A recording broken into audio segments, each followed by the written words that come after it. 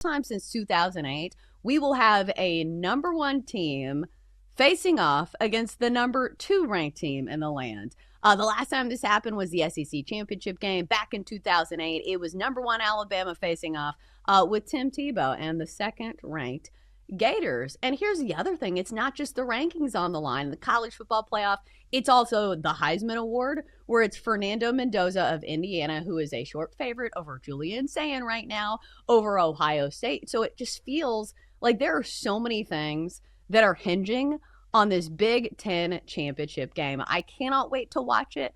And here's the thing as well. I think a lot of us are still waiting for Ohio State to truly be tested.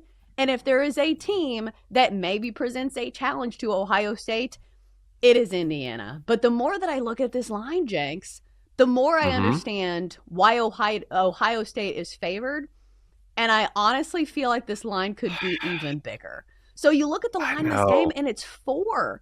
And you look across the board, and Indiana, of course, is a great story. I think a lot of us are personally rooting for the Hoosiers here. But it's more about the talent. And it's more about the depth of Ohio State. The fact that their defense has multiple guys who are going to the NFL, multiple guys on that defensive line, they're probably going to be picked in the first round of the NFL draft. And they've just been unstoppable. Like, you look at Ohio State's defense, they're giving up 8.5 points per game, which is a bananas number. This is a generational defense on both levels, not just the defensive line. They have guys on the secondary that are going to go to the league as well. So if anybody can slow down that RPO and Fernando Mendoza, it's probably Ohio State. Yeah, I think so as well. And I'm so torn on this game because I want Indiana to win. Like, Indiana is such a great story, and I think it would be so good for the sport. It's already great for the sport what they've done, regardless of what happens in this game. Because before it was, is Indiana legit? Is Indiana legit? And now we're like, no, Indiana is legit. They can win this game. But you mentioned that Buckeyes defense, and that's the real difference here. I mean, this Bucs defense has not given up more than 16 points in any game this season. They just don't do it. And even when it looked like Michigan was going to give Ohio State a game early on at the Big House last week, what happened? Didn't matter. Why? The Buckeyes defense steps up, and even with some early mistakes, Ohio State takes over. They're dynamic on offense, but it's really that defense that is their calling card. And I just don't know if Indiana is going to be able to score enough on Ohio State to keep this within the number. Also, Ohio State is 10-1-1 against the spread this season. So I know Indiana might be the trendy pick. It might be the fun pick. It might be the team that most of us want to win this game or cover. But I think the Buckeyes are the call. Well, it's only 4 points. You know, I was honestly expecting this line to be bigger, and maybe you could make a case for Indiana then. And I will say this, like, as we try to build a case for the other side, because I do think it's an important exercise in betting, is to say, okay, what is the sabotage factor? Because on paper, Ohio State looks like the much better team, not by a ton, just based on the numbers, but I'll say from like a talent perspective. Because here's the other thing. It's not just the defense. It's the fact that opposing defenses cannot get pressure on Julian Sayin. And when he doesn't have, you know, guys in his face, he can absolutely pick apart offenses with all of those weapons that he has in the receiving core, where it's just, it feels unfair. So it is a complete all-around team. And here's the problem with Indiana. I know I said I was going to make the case for them, but, like, we have one other talking point, I feel like, for Ohio State being the favorite here, is the fact that when Indiana cannot run the football, we have seen them be mortal and beatable. Now, granted, they still pull out these wins with, like, you know, say a great catch in the end zone against Penn State. But when they don't run the ball effectively, like, those are the games that they nearly lose. And it feels like if you have trouble running the football against any of these other teams, it's not going to get easier against Ohio State. And so that's the bottom line for me, is all around it just feels like Ohio State is the play. But, Jenks, can we build a case for Indiana?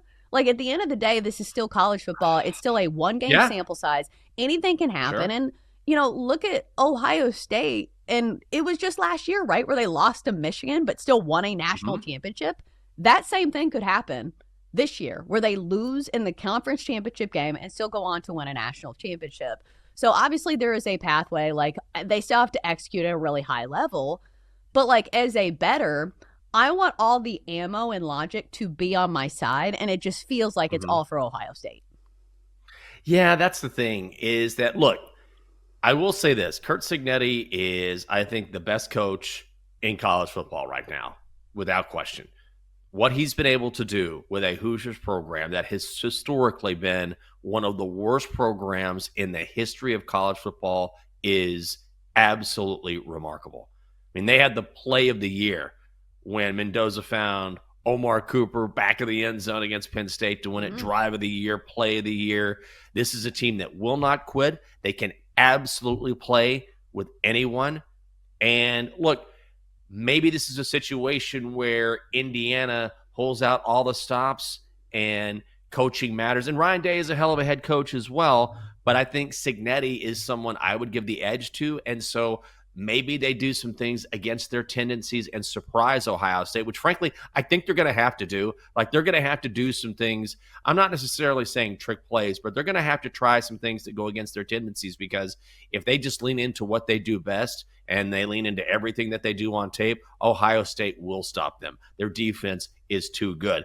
There is a chance for Indiana. The number tells you that. It's a hard case to make because of that Buckeyes defense. All right, so here is a correlating bet that I'm trying to think if there's any pathway that this happens and Ohio State, still wins the game. So Ohio State is minus 200 on the money line, but Julian Sand is plus 175 to win the Heisman. Same odds as Fernando Mendoza. Don't you think whoever wins this game, like, I feel like obviously there is a pathway in which Julian Sand can have a bad game and Ohio State still wins, but this feels like a battle for the Heisman as well. Oh, I think so. Yeah, I absolutely think so. I would say that,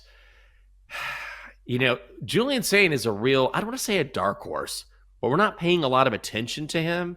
And I feel like he's the guy who could sneak in and maybe win this award, because the narratives have shifted so much throughout the entire season. One time it was Diego Pavia, and he's certainly still in the mix. And then Mendoza had that incredible play to Cooper in that Penn State game. And that, that's something that will be on his highlight reel when you talk about the Heisman Trophy. But Julian Sand quietly has had an amazing season. And I keep saying that Ohio State is boring, but that's a compliment because they're just a machine right now. You know what I mean? It's like Julian Sand is going to pass at a high clip.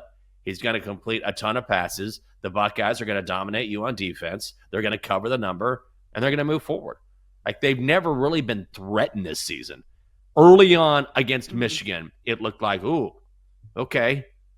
And Texas played them into the fourth quarter, but even then, the Buckeyes felt like they were in control. But I don't think there's ever been a spot this season where it felt like, oh, Ohio State's in trouble here. They just haven't been. They just roll over people. So, and Julian Sand is a large reason why that is happening. So he has a real shot here to win the Heisman, no question, especially if he balls out, because Indiana is a complete team. If he shows out in this moment, in this spot, he's got a real shot. Well, and also it does feel like he has the slightly easier matchup because he doesn't have to go against that Ohio State defensive line. And a defense that, again, is giving up 8.5 points per game. So, like, if there's somebody who maybe can put some points on Ohio State, maybe it's this offense, which, does deserve their flowers in Indiana. And Fernando Mendoza has been great. But at the end of the day, it feels to me like a lot of times the Heisman is just, the best player or the quarterback of the team who's the best team in college football. And it just feels like this is the game that all the eyeballs are going to be on. Like, think about how many people are going to be watching this game. This is the game of the weekend. True. So it feels like Julian Sand to win Heisman at plus 175 is a solid bet as well, if you do believe the Buckeyes are going to win the Big Ten championship.